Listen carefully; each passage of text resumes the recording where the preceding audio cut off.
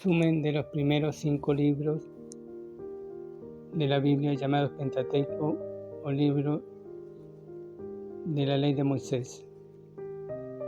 La creación no solo nos habla de cómo Dios creó el universo, especialmente la tierra y el hombre, sino que la creó para que el hombre habitase en ella, para que el hombre viviese en el paraíso.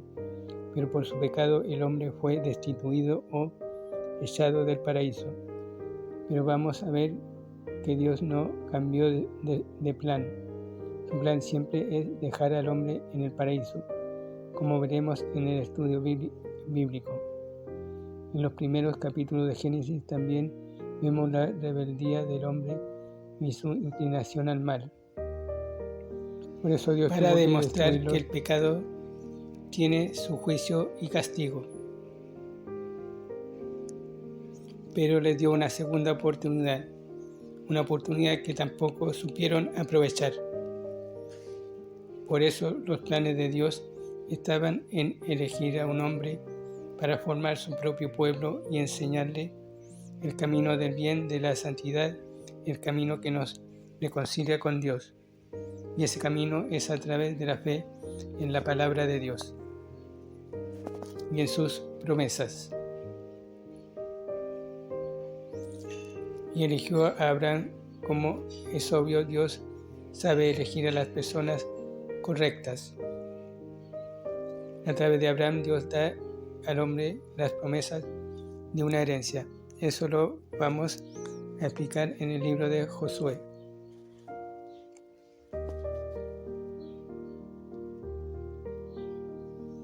Como vemos, Dios puede cumplir sus promesas. Abraham tenía que tener un heredero para cumplir la promesa que le hizo. Sin ese heredero, Dios no podía cumplir su promesa a Abraham y a la humanidad entera. Pero la mujer de Abraham era estéril, por lo tanto requería la intervención directa de Dios para que Abraham pudiese tener su heredero. Todo esto nos indica que los planes de Dios siempre salen adelante a pesar de la oposición que ponga el ser humano. Después Dios permitió que Josué fuese vendido a Egipto. ¿Por qué? Por 2 motivos. 1, porque con la protección de José,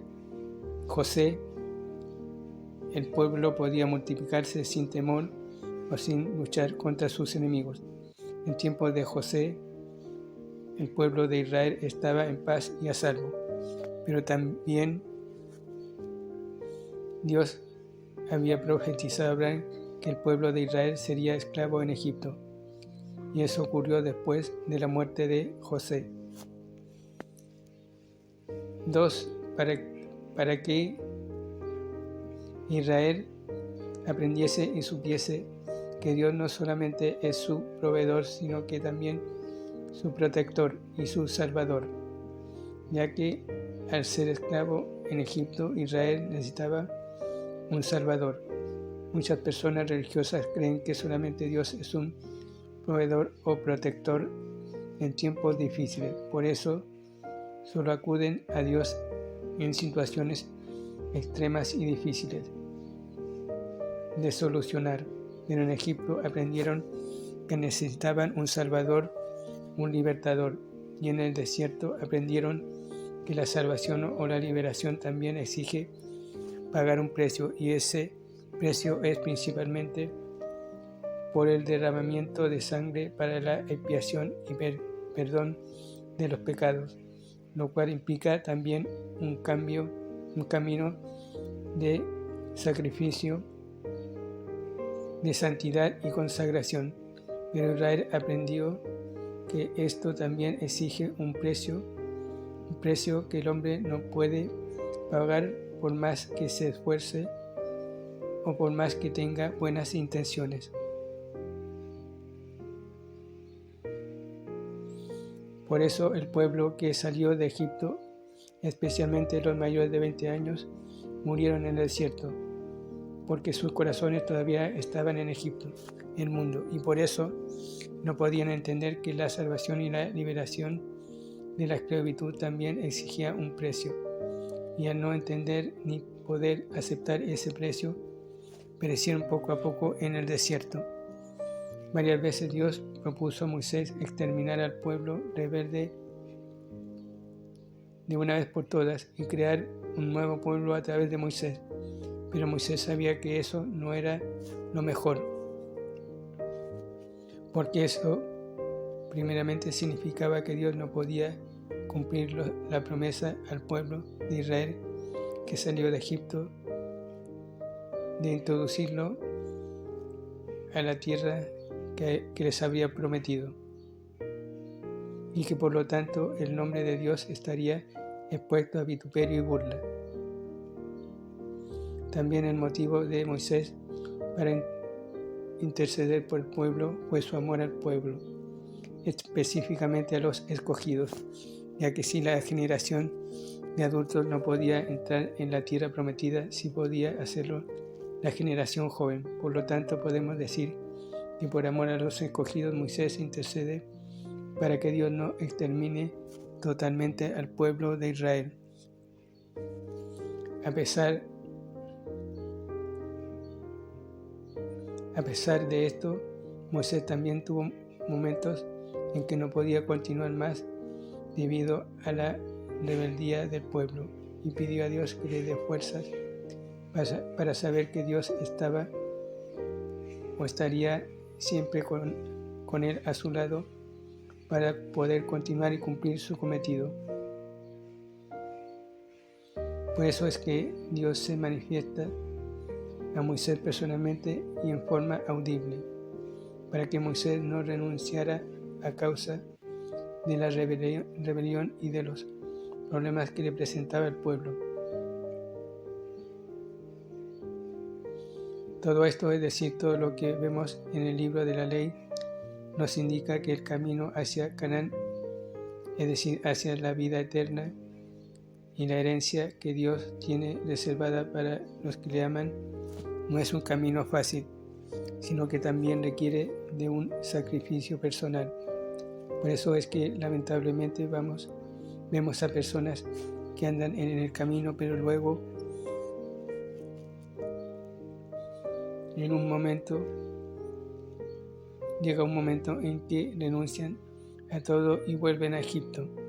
Pero gracias a Dios y por su misericordia es que el precio por nuestras rebeliones y salvación ya fue pagado por Jesucristo. Como hemos visto, Él es nuestro gran sumo sacerdote, y como veremos, en un sentido simbólico, Dios introdujo a sus escogidos a la tierra prometida.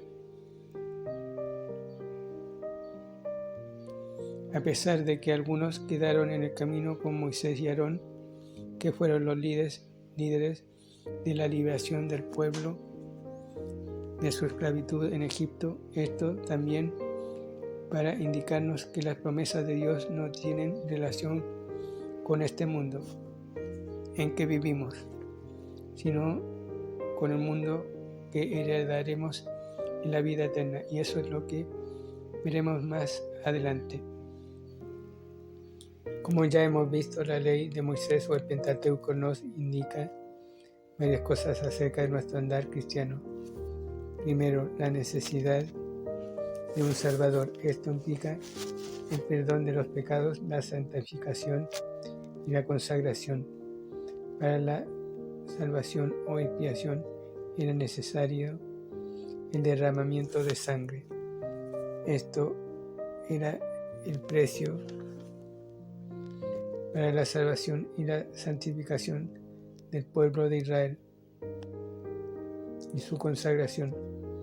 Por eso Dios tuvo que sacrificar no solo animales, sino también personas, porque con solo sacrificar animales, la idea del sacrificio, la santificación y la consagración no servirían de nada. El sacrificio de personas era necesario para dar la seriedad de la advertencia, por no tomar en serio los rituales y sacrificio de animales. Eso lo podemos comparar con el Nuevo Testamento.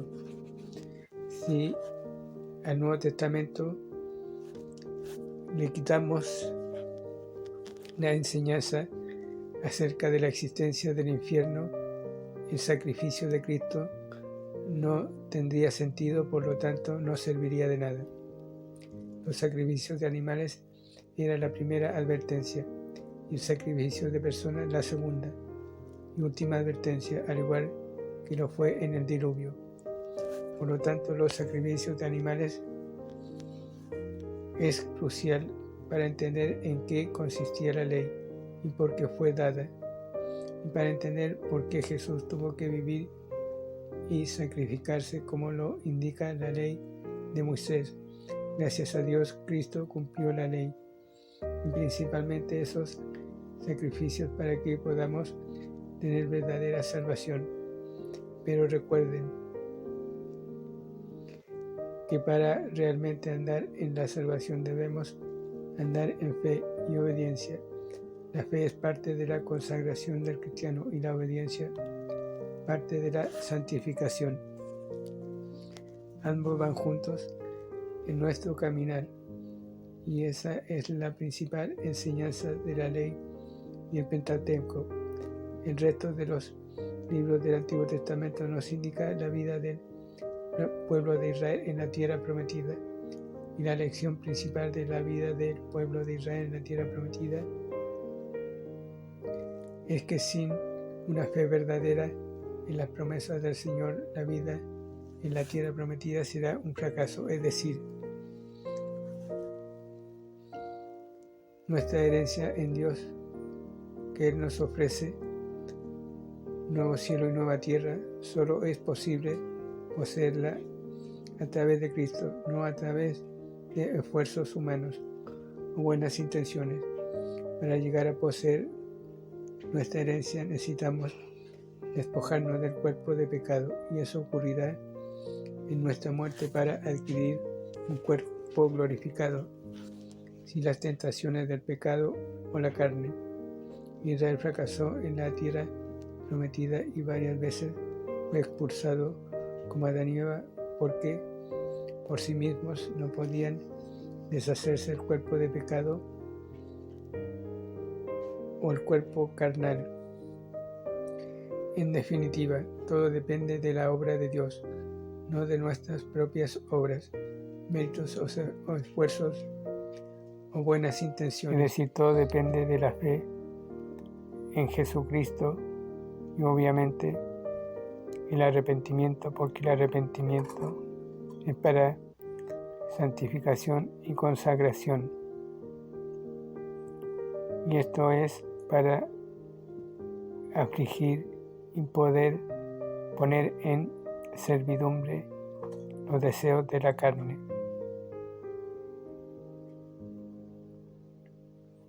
Eso significa santificación y consagración.